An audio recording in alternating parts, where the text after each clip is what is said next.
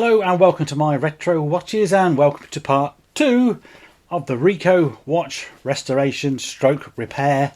We don't know what's going to happen yet, do we? Let's face it. So if you've clicked on this one by accident, then there's going to be a card at the top because that will give you part 1, which was the disassembly. There's also going to be links in the description below, so make sure you watch the disassembly before you watch this one so you don't miss anything. So right, without further ado, let's go straight to the bench and start assembly.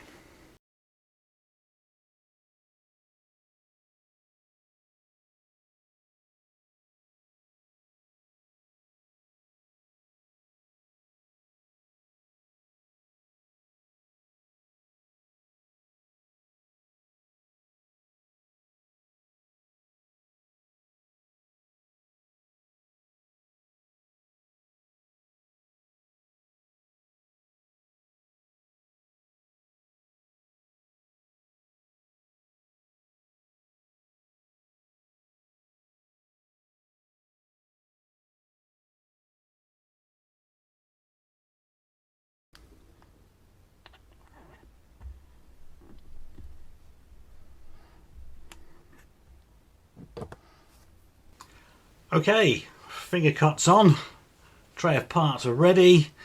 Let's rebuild the Ricoh. What I will say at this point, if you've been enjoying the video so far, please just go and hit that like button just down below. It means all the world to me. Do it and I'll be your best friend. Right, hopefully we can get those 6 springs in position, and yeah, wish me luck.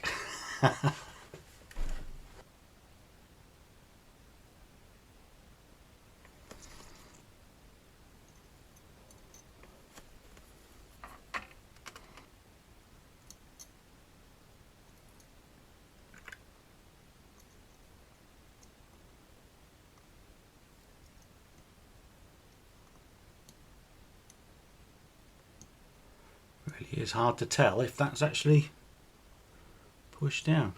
It likes to rock, and when they rock like this, usually means there's a problem, but the centre wheel's clearly in position.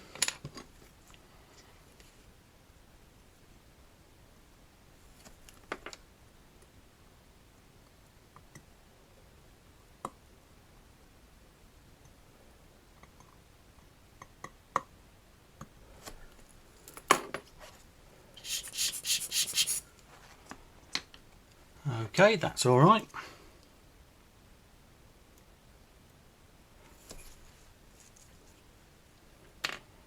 Is that a trick of the light, or is that actually... It looked like I just dropped a fibre on there. Yeah, lucky spot. So we'll get the escape in.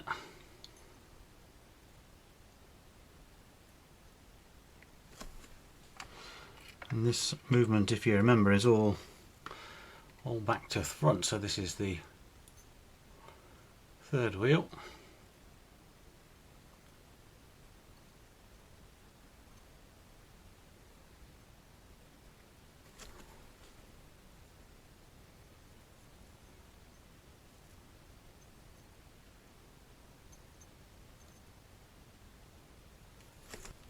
Now a little bit of D5. And that's going to be for the barrel.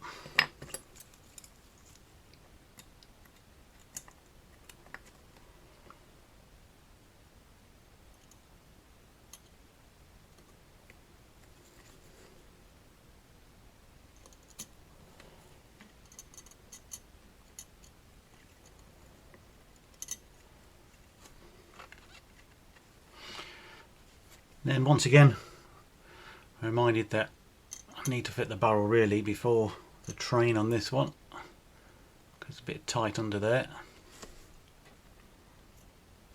I'm trying to remember how it goes. I guess we use the barrel as a reference.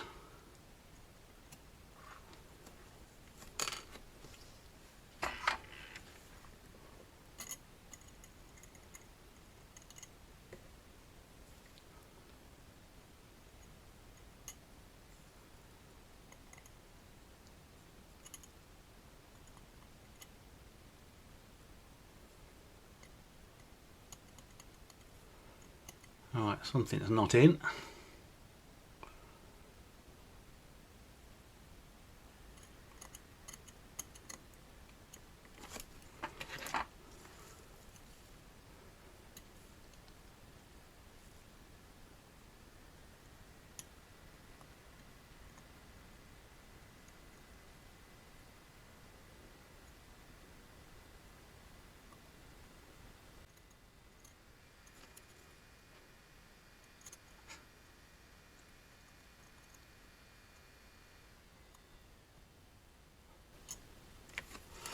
This is a difficult train bridge, certainly to do on camera.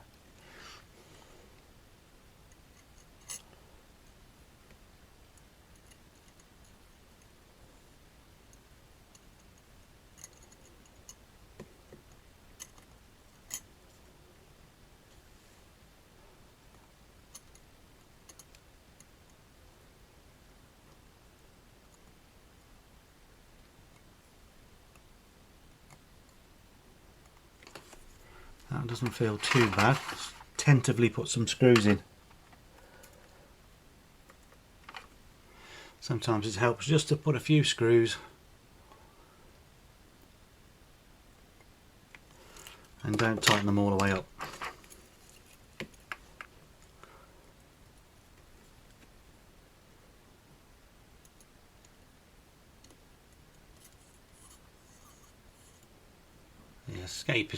The escape is escaping me.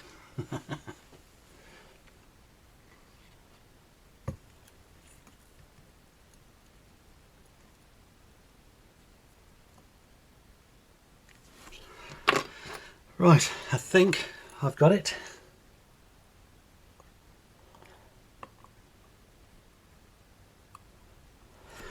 This is where you've really got to be careful, because if you tighten the screws and you haven't got it, you bend the pivot. There we go. Oh, that was actually quite difficult. So I'm going to oil some of the pivots just because I think they'll all get covered up. And 9010 or 9010, however you want to say it, Mobius.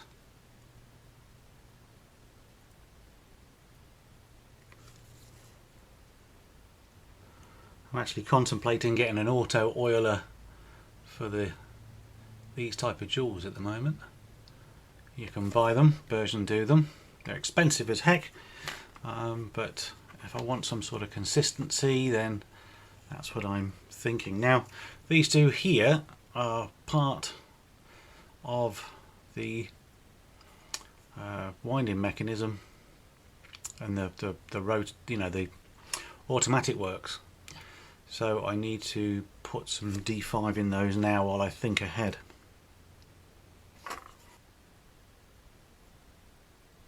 That was probably a touch too much on that one. And then while we're at the D5, we'll also try and get... I'm trying to oil everything on this microscope and I'm still not quite used to it, because you just don't get the depth of field. So know exactly where you're aiming.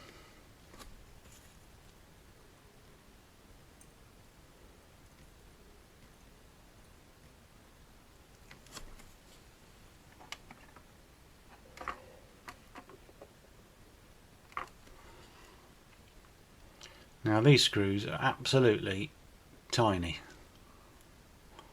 They might not look tiny, but they are.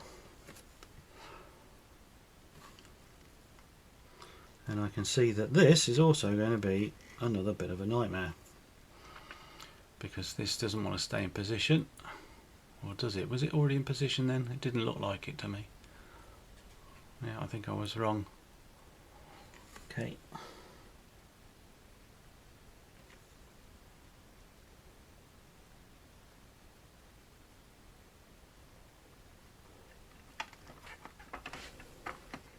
Okay. Time for the click spring, which does look pretty wretched.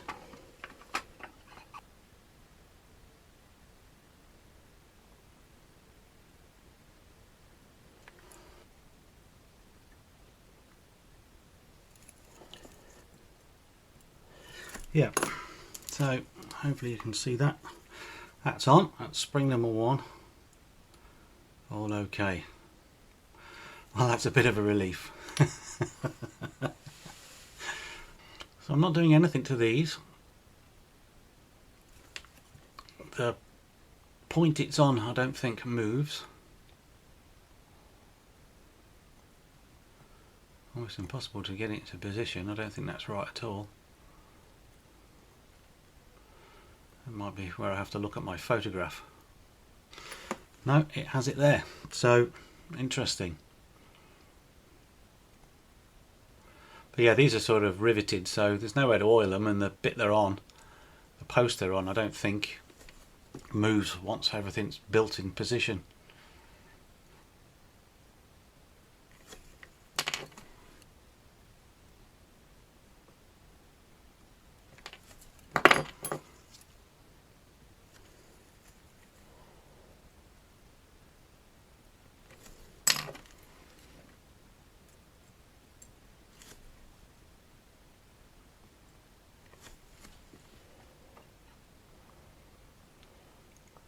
Left-handed thread, of course, for that one.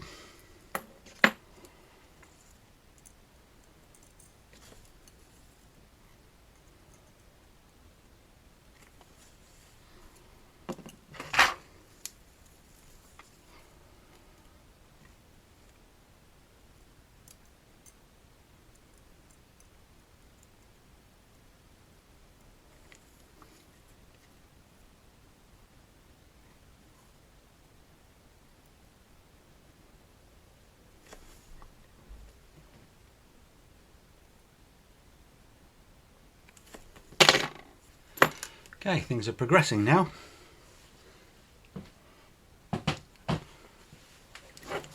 Well, I say they're progressing. The wheel that goes here goes underneath this one, so I've got to take this off already.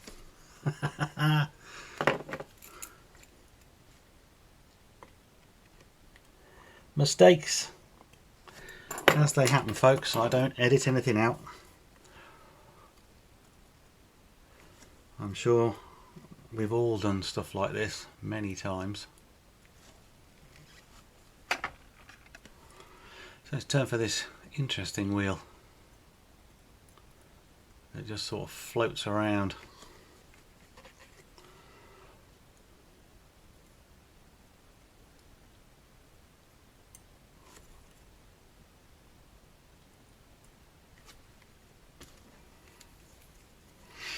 And for some reason my other camera, the one that's not looking directly down, just cut out completely. It is quite annoying when you're trying to make these videos for you guys, because you want the best angles possible for you to enjoy it, and I work really hard to have 2 to 3 camera rolls now.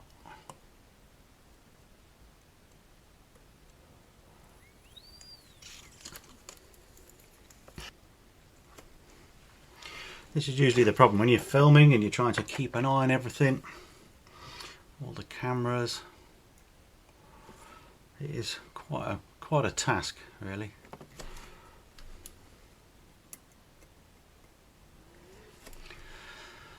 Okay, there we go. So there's a plate that goes on the top of this, of course, and that's the one that had another spring on underneath, so we'll get set up to record that bit.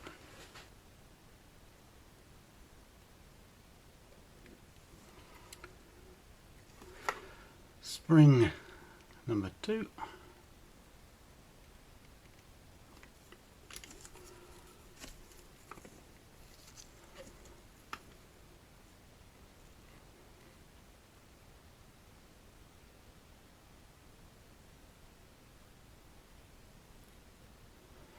Thinking if I can get it just in position, get that cover on, and then worry about it.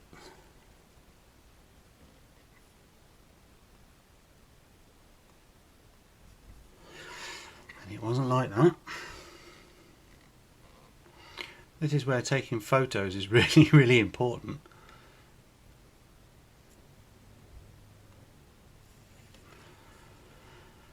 So it must have been Must have been like that, but it doesn't look right, does it, to me? But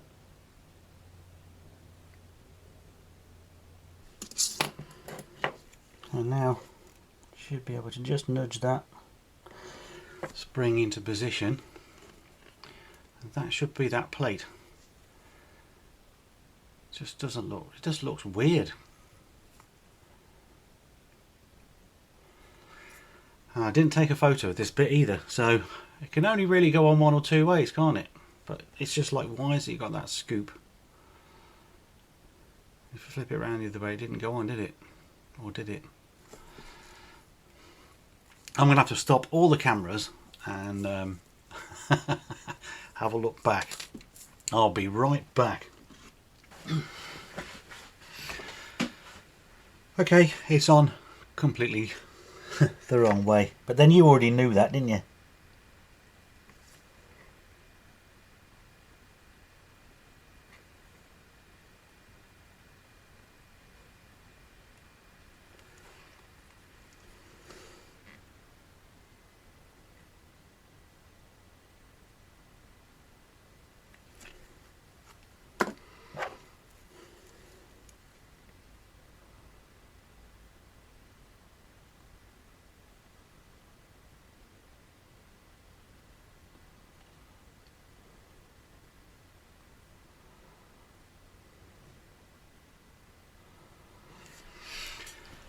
There we go. That looks a lot more like it's supposed to, isn't it? Okay, let's fit it to the movement.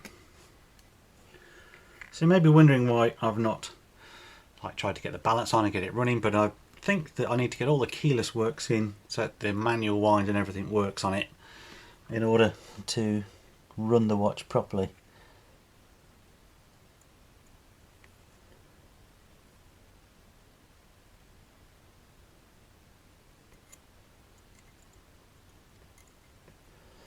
So, trying to get my orientation.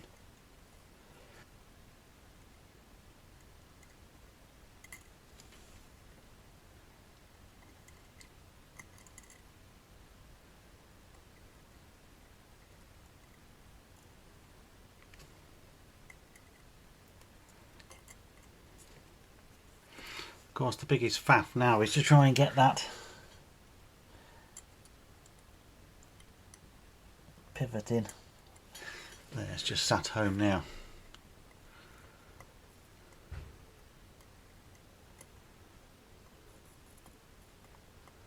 Brilliant. Right, that was a lot easier than I thought. 2 screws.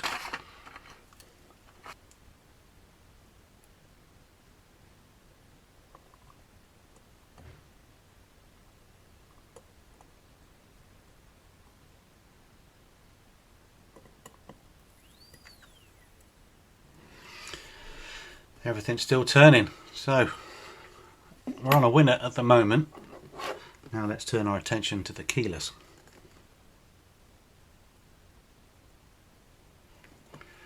So the winding pinion I've already pre-greased. Sliding clutch.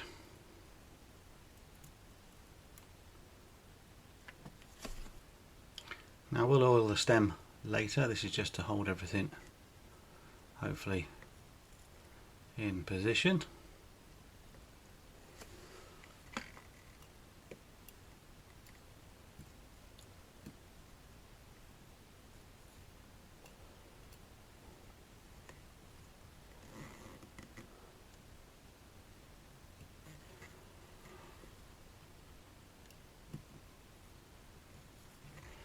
I wouldn't go in then.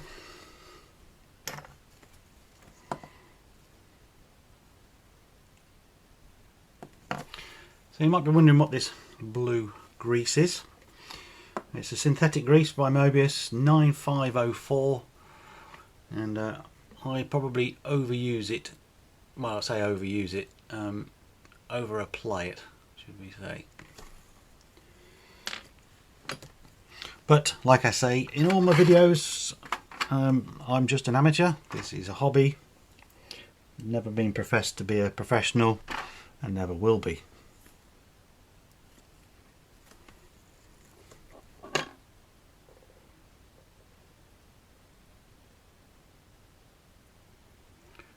this is just a bit of D5. I'm actually going to put a little bit of the grease for where the setting lever is going to go in that hole there. I'll be able to wipe off the excess in a bit because that's far too much.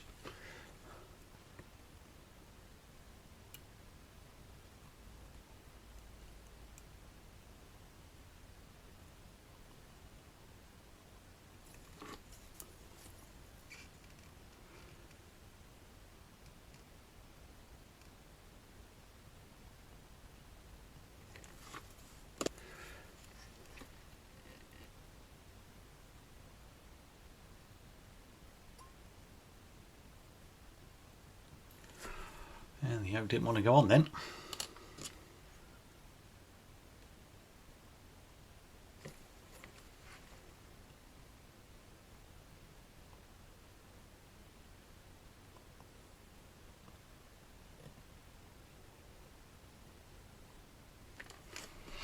And these two parts touch each other,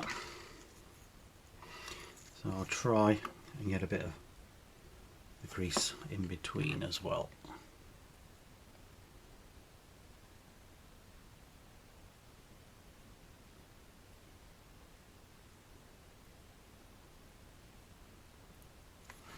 So a bit of that's on the plate.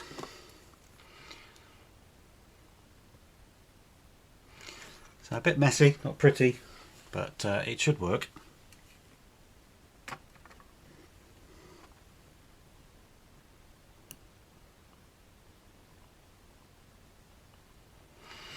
Now the rather unusual yoke spring.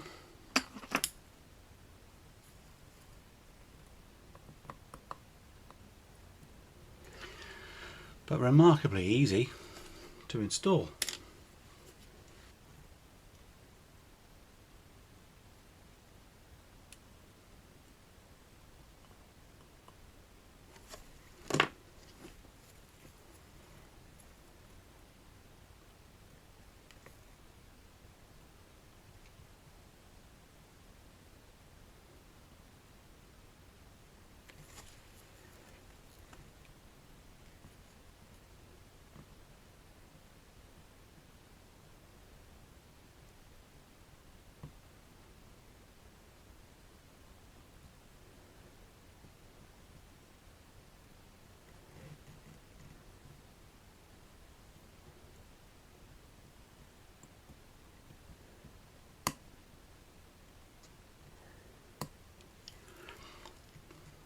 Hopefully I didn't creep off shot there. It's really difficult to push that down onto that, and realistically I should grease it, but I'll just put some D5 because it should just run into that. Put a bit like that and then just mop up the excess. It's taking a bit of concentration, this watch, but I'm enjoying it.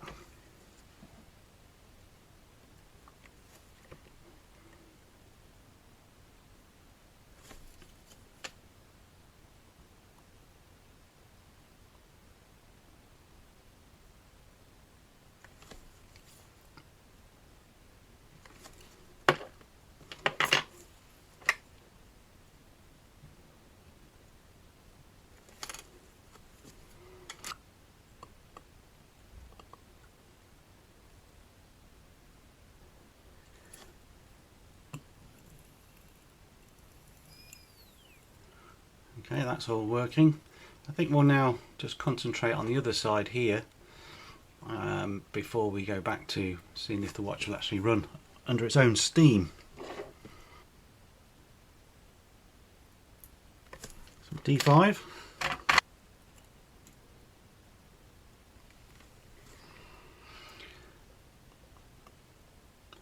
Now we all know what's coming, don't we? That horrible spring. It's probably the one that I'm least looking forward to, just on the account of how much load it was under when it was in situ. There's a bit too much oil on my oiler.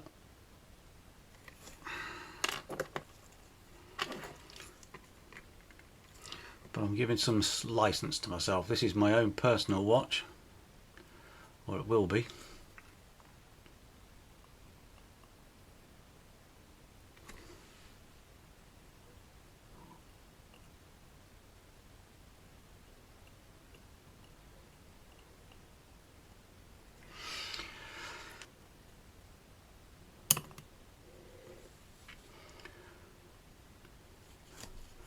Go on.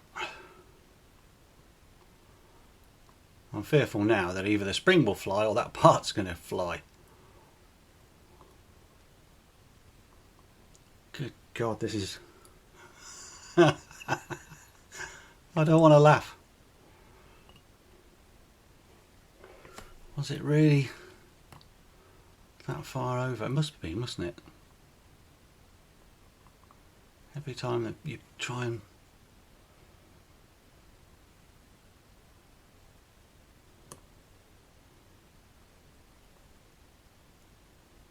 Oh. Let me just quickly look at my photo.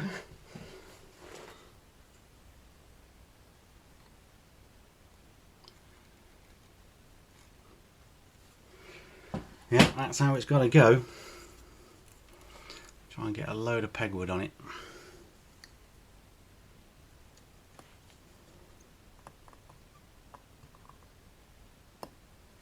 Yay! Oh no!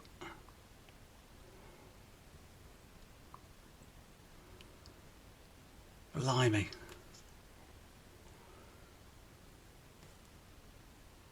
I don't like that at all, but that's how it kind of goes. So I'm going to flip the cover on as fast as I can.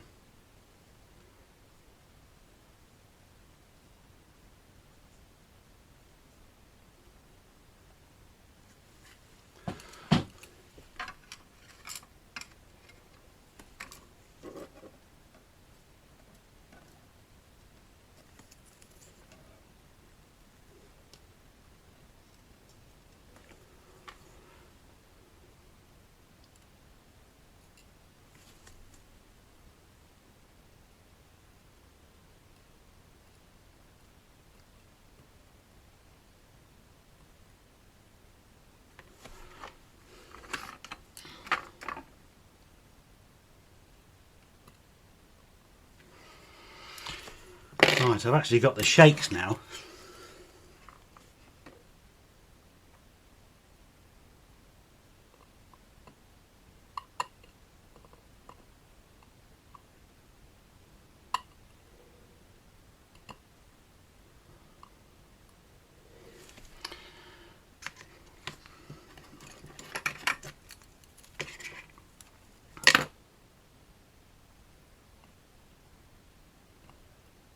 Yes, there we go. Right, now I can tighten it up. Definitely interesting.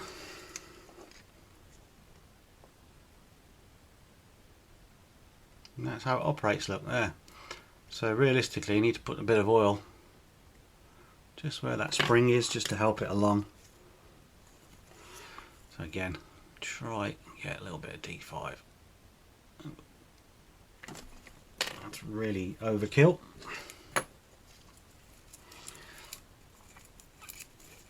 It's funny because that spring also looked a bit blued, which I wouldn't have thought you would have made a spring hard because it makes it brittle. So yeah, so the pusher comes in and does that. Well, I'm pleased. Hopefully I've got that on film. I'm really pleased.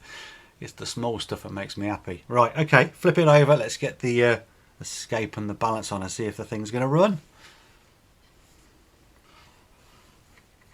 So the escape, I'm going to oil probably off camera on this one because it's quite tricky. I'll try and go through the back. And it's really interesting. As you saw when I took it off. So this little post here is basically a banking pin. And normally you've got 2 pins. Sorry, I'm just concentrating. So yeah, you normally have 2 pins and that gives it the maximum movement. So it's quite a really interesting idea, isn't it? Just simplify it, make one hole in the fork and one pin, and it's just always going to be in the right position, isn't it? So I'll get the balance cock on, and not the balance cock, the pallet cock.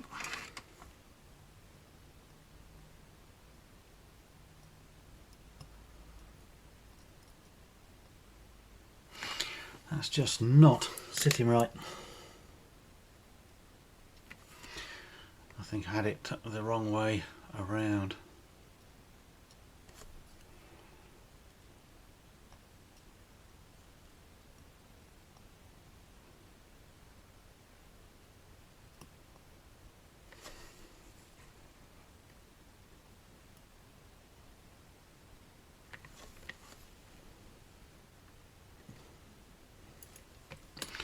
Okay, we never oil the jewel there for the pivot.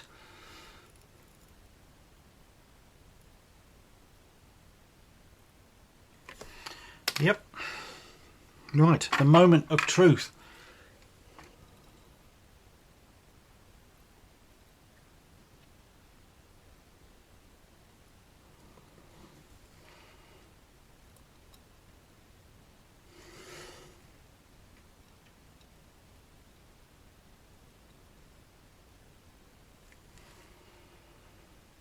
It's off.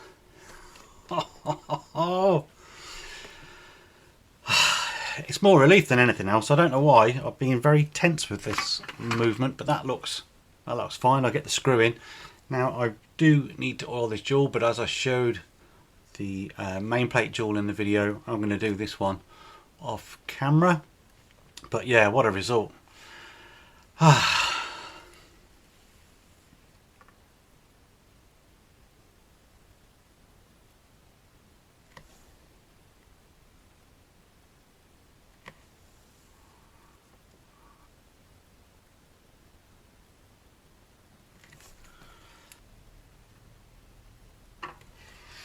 On with the cannon pinion.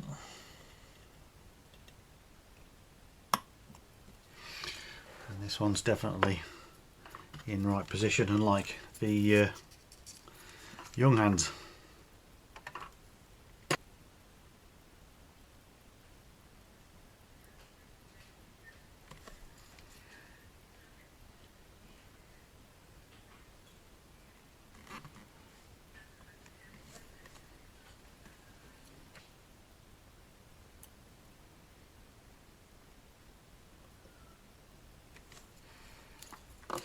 So some of this looks like fluff, that one was, but a lot of them are also little scratches and marks.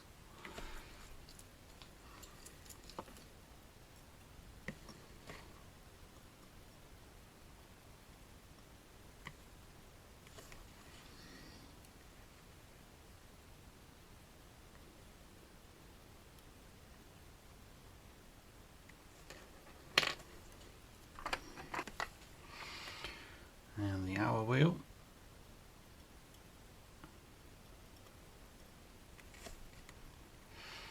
Starting to come together now, isn't it?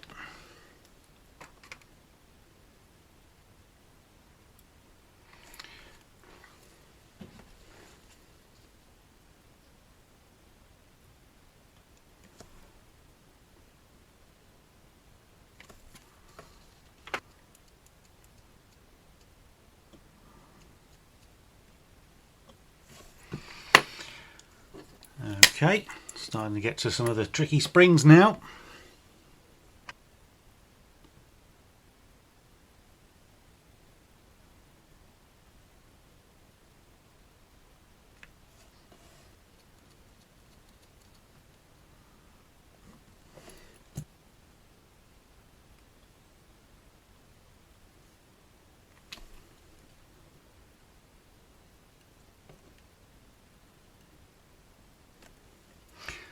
This is where I've got to be tried to be very accurate.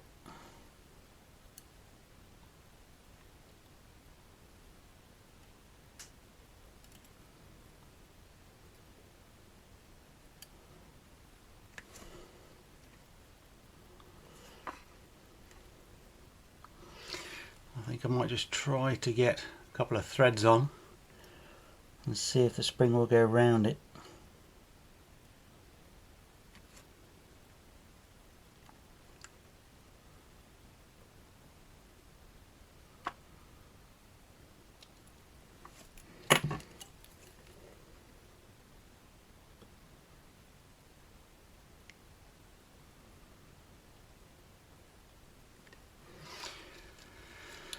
Yeah, it needs like forcing on a little bit.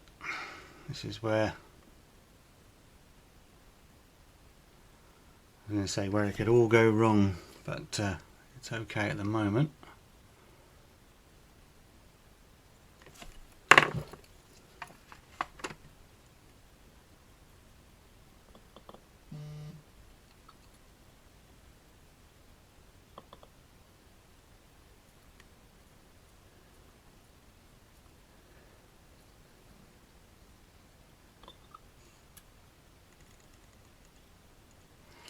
It's got a little hair on it.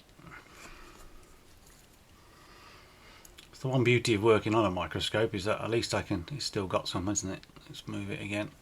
I was going to say you can see everything. Normally I wouldn't see that.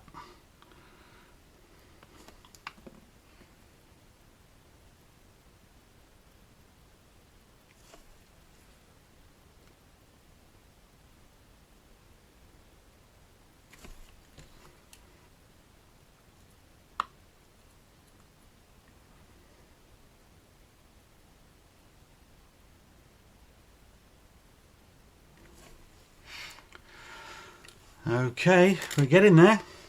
Definitely getting there. So what have I got left? Just the other little spring thing, and then the wheels.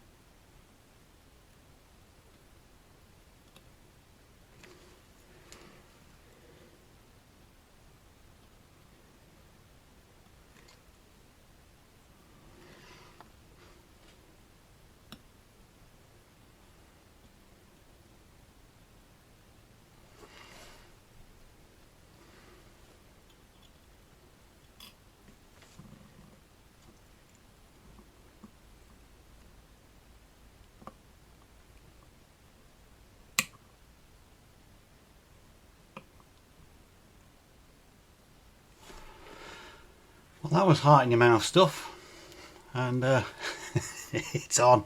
That's the main thing.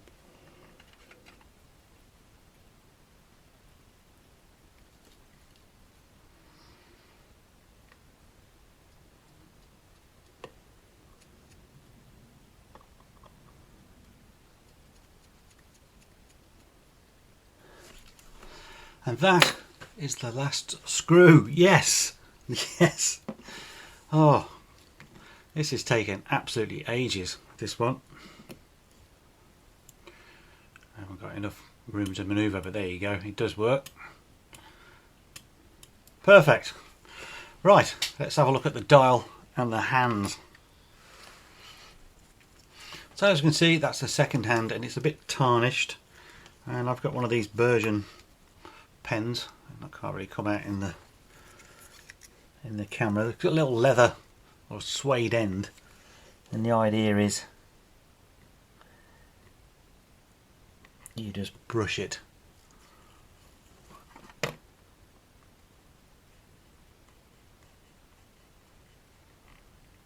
And although it doesn't get rid of the tarnish, you can see the night and day difference there. So it sort of just polishes it a little bit.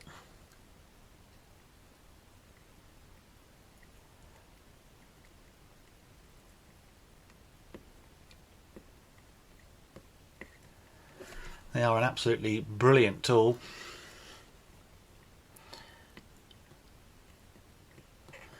So I'll do that on the other two hands, and I'll show you it on the indices on the dial.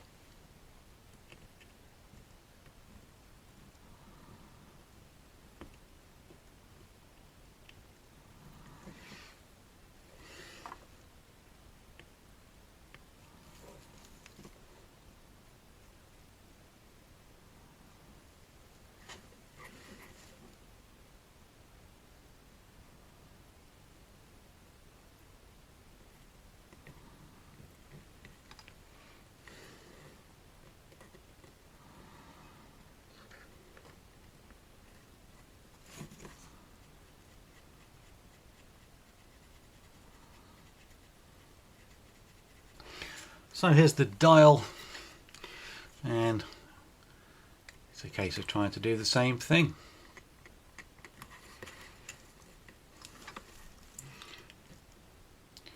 And these indices are really, you see that funny shape. So I don't know how much I'm going to be able to improve these.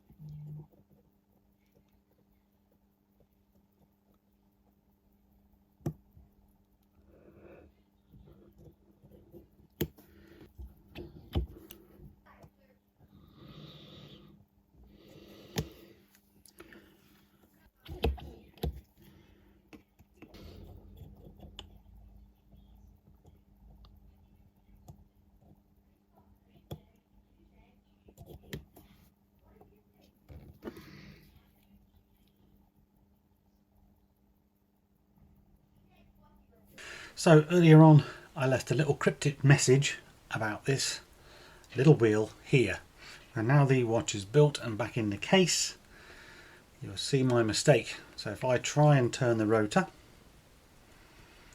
it will turn, but it does meet some resistance, and you'll notice that this wheel doesn't go round at all, and that's because it's upside down. It's basically jamming, and well, not jamming, should I say. There's another gear underneath it which is supposed to be interacting with that one there to transfer it all down.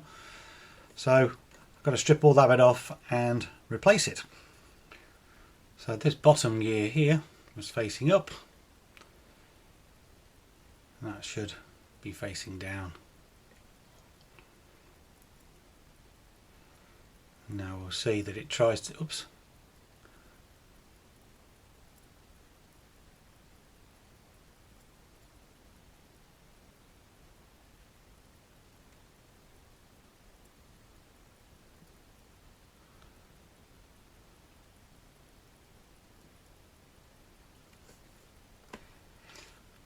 Now that's in position, it should work properly once I've got the bridge back on. Right, the wheel is now in its right position, and if I wiggle the rotor you can now see that that is winding the mainspring, which is fantastic. Now the rotor still doesn't spin as freely as I thought it would do. I've had a good look at that. I think in part I've got so much wind already in the movement. It meets, you can feel it. There's that little spring that was on the wheel here that holds tension, so it stops this wheel going backwards all the time, and that's what you can feel. I can feel that in the rotor there, so I can only assume it is just a power related thing. We'll find out, I guess, when the watch runs out, but I'm not going to spend any more time on it than that. Let's put on the Timegrapher and of course show you the finished watch. Well, I'm absolutely perplexed. I've just spent the last 3/4 of an hour trying to sort a problem out that I cannot for the life of me figure out what is wrong. So you've seen that I've changed that wheel over. I've actually let the mainspring down pretty much now. The rotor still does not want to spin properly. Still feels like it gets a little bit of resistance. But what happens now is, now that will wind the mainspring, you can see it winding there.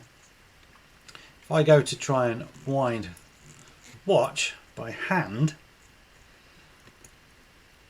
I can't. It jams up, look.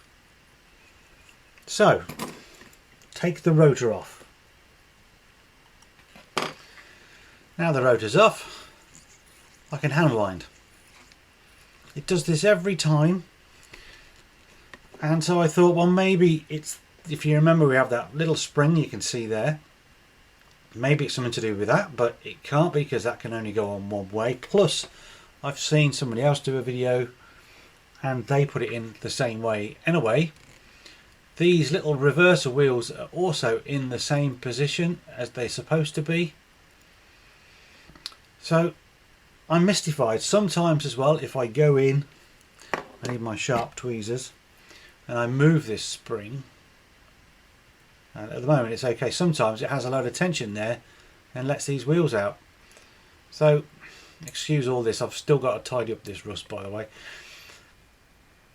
So I'm perplexed. Why would the rotor, it's only interacting with this little wheel here, so why does that jam the winding mechanism? I've honestly had this off and on and off and on, all this top plate here, checked all the wheels again, everything is in place how it should be, but clearly there's an issue, and I just, you know, what is that issue? I'll demonstrate one last time. So hopefully, you know, I don't think I'm going to fix this. Certainly not right now. It's nearly 1 o'clock in the morning, would you believe, and I'm still at this.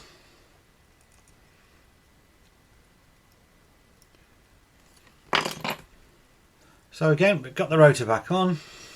Still doesn't really want to go where it wants to go. It's not even like it's like the Myota, it'll only go one way. Just refuses really to operate. And again, if we wind and wind and wind, I can't hand wind, look, see? So is it even that, I don't know, it's the wrong rotor? The mind boggles, and this video just keeps getting longer and longer. So I am not, well, if I find this out, I might put it up in a YouTube short after the event. If any of you guys have serviced this watch before and seen this problem, then let me know what that could possibly be. It is just absolute bonkers. You know, why won't the rotor spin? Because it's an automatic watch, but it's not going to be an automatic watch. I just don't know. And I hate trying to end videos on a bit of a low. But this is the joys of this hobby, isn't it? Let's face it. You win some, you lose some. I don't think I've lost this one necessarily, but I'm just losing the will to live with that problem. Right, let's stick it on the Timegrapher. Well, I still can't let go of it. I've dug out one of my other Ricohs, who's got a very similar, if not the same movement. It has got a slightly different rotor on it, but there are certain differences. But the principle down here is the same. So this rotor spins nice and freely. It'll wind absolutely no matter what. So I'm at a loss. I've already taken this apart, had a look at the wheel positions. Everything is as I've put it in, included that spring. And thinking of my watch, or the one in the main video at least, we had problems with it just on disassembly. I noticed that the rotor didn't spin, so the problem was already inherent then. So something's not quite right. Whether it's a wheel that's wrong, there's something just not quite right. That's my only conclusion. I don't think it's the rotor, but this just feels nice and smooth, and on mine this feels rough. It's like that spring keeps clicking. But I just don't know. And I've had enough. I'm going to show you on the Timegrapher now, put the case back on, and call it a day. Okay, it's the next morning, and fresh as a daisy, and I've found a solution to the problem. So now the rotor turns freely. There is absolutely zero resistance, and I can almost demonstrate that. That's more than it's ever spanned before. What's the cause? I'll show you, and I should have thought about this right from the start. Just bring the microscope down. Here's the problem. these little reverser wheels. Now there appears to be nothing wrong with them, but as I sort of suspected, if you remember the disassembly, I thought it was a bit strange that the plate was blue underneath, and that's, to me, that's been heat treated. That's actually been, thermally blued. Doesn't really show it on this camera. You can just see it in that light there. So I think someone's hardened that for whatever reason, and it's interfered with how the wheels turn. It's very hard for me to show. So all I've done is taken these out, and from my other donor watch, it's not even a donor watch, it's actually one out my collection, but I've put the reverser wheels in and they work fine. So at least I've solved the problem. I've now got to source a pair of these, and I don't know how easy or difficult that's going to be. But yes, sanity has been restored. So for the third time of asking now, let's go to the timegraph, and I'm positive that's the shot you're going to see this time. Finally, I promise you the timegrapher, and here we are. Now each position is speeded up. It's 3 minutes in each position, so we get a better timing. And as you can see here, dial down, we're at +3, +4 seconds a day. There is a bit more beat error than I'd like at 0.2, but I just couldn't seem to regulate this any better than that. I think the amplitude is pretty decent at 253. Here we are now at crown or pendant up, and it's running pretty decent at pendant up, has to be said. There is a slight wave forming that you can see on the trace there, but at, well, anywhere between -4 and 1 second a day, I think that's pretty decent in that position. And then here we are at crown down or pendant down, and this is where it all goes a little bit wrong. You can see that the amplitude has dropped quite a lot, beat error is increased, and the trace isn't as nice as I'd like, and the rate is a little bit all over the place, but towards the end there it's actually starting to balance out. So not perfect, doesn't like that position. And then finally dial down, but it should be the least stressful position, and I had to regulate this one a little bit fast to compensate for the other ones, and that's why you can see it going up. But yes, yet again, once it's been on there for a few minutes, as you can see, it starts to level out. So interesting movement, but I think that is a good result. And now here's the watch in all of its glory out in the British sunshine, and it's more a relief than anything else just to see it ticking. You can see the facet crystal doing its job here in the light. Now you'll notice as well that I've put it on this mesh strap. I actually went out and bought a bracelet for it that when I fitted it I didn't really like it. Also bought a leather strap as well, which I've tried, but it's that stiff. It doesn't look right on my wrist, at least not for the moment. So here you can see the mesh strap. It doesn't really go with it, but for now it'll kind of have to do. And here's the leather strap that I bought. It's just buffalo leather, slightly padded, nothing too special, but it's still quite stiff, and I didn't like it when I put it on the wrist, but it kind of matches the chapter ring, doesn't it? So it could kind of go. I'd like to see the original that this came on, really. That would help a lot. This is a great shot. Again, you can see the facets there. I really do like facet crystals. I wish they'd sort of make a reoccurrence on the scene now on the modern watches, because they make a lot of interest. They don't really ruin your viewing, but it just makes a watch look a little bit different, doesn't it? I mean, here we go again on that angle. It's so fortunate to have this one with the acrylic top, so you can just polish it away and not have to worry at all. So we'll finish now again with some wrist shots. So this is obviously on the mesh. There you go. I wonder what you think of that. Kind of goes, but it doesn't at the same time. And then here we go with the leather. So which is your preference, or have you got a better suggestion? Let me know again in the comments. I'd appreciate that. It's a very interesting watch, not to everybody's taste, I'm sure. And here we go. This is my my trilogy of Ricohs. The grey one on the left is the first one I bought. Has the most craziest of indices. I love the fact that it's got a day and a date window on each side of the dial as well. Completely unique. I restored that from top to bottom as well, that one. The one on the right, the green one, very interesting one. Added it recently to my collection. It looks fantastic, but it's had major work. Someone's cosmetically restored the case to an okay standard. The dial looks cracking in this shot, but when you get really close up, it ain't all that cock. And I think this one's one of those sort of Indian ones that's been hammered around. It's not been in great condition. I put it on a bracelet, and it's actually the one as well that's become the donor for parts, because the grey one has got a completely different movement. So there we go. Let's just sum up the video. Right, well, that is the end of the video. I hope you really enjoyed this one. I think it was pretty epic, to be honest with you. The results are fair on the Timegrapher, I think, all told. And it's been a great project, a good learning experience for me. I've never seen a movement like this one before. Now, this has also been my largest project to date. I don't think I've filmed so much. There was 2.5 hours of raw footage, and I've managed to whittle that down to about an hour and a half and split it into 2 episodes as well. So if you've stayed all the way to the very end here, then well, you're my loyalist watchers, aren't you? So thank you very much. Give yourselves a pat on the back. I appreciate every view, every thumbs up and every comment. I don't do this without the feedback that you guys give me, so it's terrific.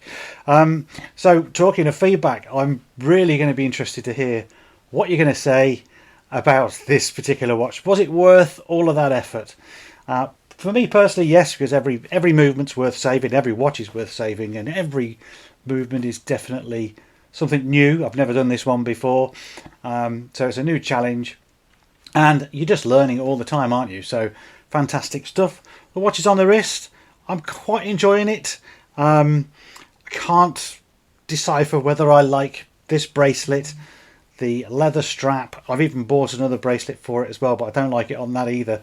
I can't find an original one that looks like this online to even know what the original bracelet looked like.